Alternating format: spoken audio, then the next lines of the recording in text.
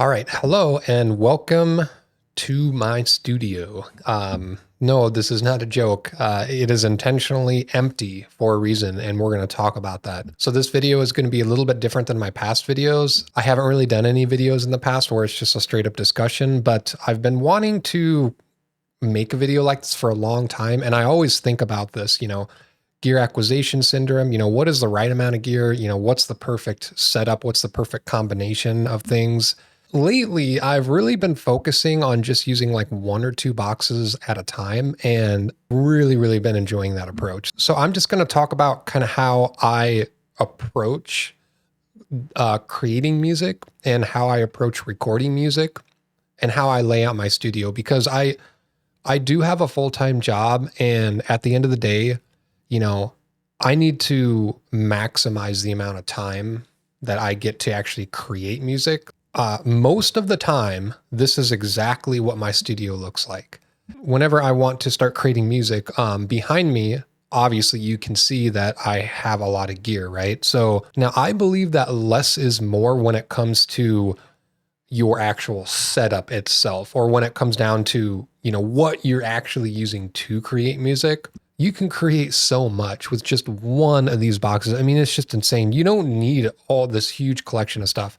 Over the years, I don't think, at least for me, that a perfect setup or a perfect combo exists. I like to approach adding gear as its own unique experience that it brings. So say I were to grab something off my shelf, right? I conveniently have a box here just chilling on the floor. I'll just grab this here, my audio cable, left and right out. I'll take my power cable. This is pretty much it. And then when I'm done, just disconnect. The cables just lay neatly in the tray behind my desk. And, I'm ready to go as a clean slate, for the next project that I want to do. I just grab whatever I want off my shelf. And this is obviously zoomed out, but if I were to record a video on here, we would take this and just zoom this in. So, and then I would scoot this over to the side. We could take this and kind of move this down here. And then boom, I am ready to go to, shoot a video for music or whatever. So yeah, just really nice way of working that, after years and years of trying to create the perfect setup that doesn't exist, I've been really happy with this. Okay, so let's talk about, some of the specific reasons on, why I like to use this approach, kind of like the less is more approach, right? So I feel like I'm a lot more focused. There's a lot less cable, a lot less mess. You can dive into the sound design aspects of your gear a little bit more. You can focus more on like the melodies of the drum beats or, just music theory in general. Focusing more on mixing and just overall, like learning the gear that you have inside and out. Really like push the limits of your current gear. I like to get new gear because it's something different. It's a variety. You should never buy gear with the motivation that like, hey, this is going to make me a better musician, right? Because I think that's where people get into trouble with GAS, or gear acquisition syndrome. So, questions to ask yourself before you're buying a new piece of gear. What is the specific reason or feature? Like, why do you want that specific piece of gear? Because a lot of people are like, oh, well, it's going to have this feature, it's going to make me a better musician. Don't focus on the, is this going to make me a better musician question. Focus on just simply, what is it going to bring that's unique? What unique experience or feature is it going to bring to the table that you may want? And then if it is a specific feature that you want, are you absolutely sure that your current gear really can't do that? Maybe your current gear is missing this one feature that you really want in this other box, but with some creative thinking, there's maybe some workarounds or extra tricks you can do to kind of get the most out of your gear that maybe you didn't realize you could do. Really dive deep into the manual. Go on forums. Check out YouTube videos. Really learn your piece of gear inside and out if you haven't already done that. And then also I want to talk about like just YouTube in general.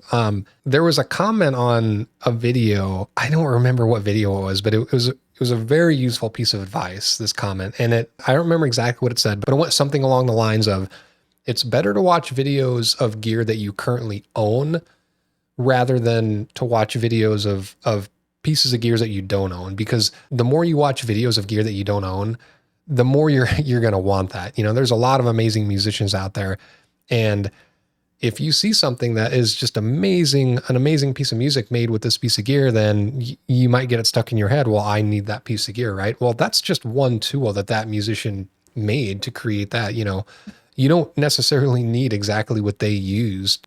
And then also just, you know, influencers, you know, I mean, people are called influencers for a reason, right? They influence other people. They might influence other people to buy things, you know? So anyway, yeah, that's just kind of what I wanted to talk about for a little bit.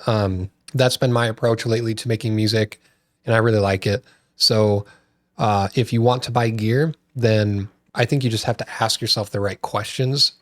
Obviously, I like gear and I have a lot of it. There's definitely not an issue with owning a lot of gear. And also at the end of the day, you know, this is a hobby for a lot of people, right? It is for me. You know, I don't do this full time. I have a full-time job. So I want to, when I sit down, I want to make it easy and convenient and fun to make music. And if I have a huge table with a million different devices, cables everywhere, then it's, to me, it's overwhelming and it's a mess. And I don't like that. All right, I think I'm going to pretty much leave it at that.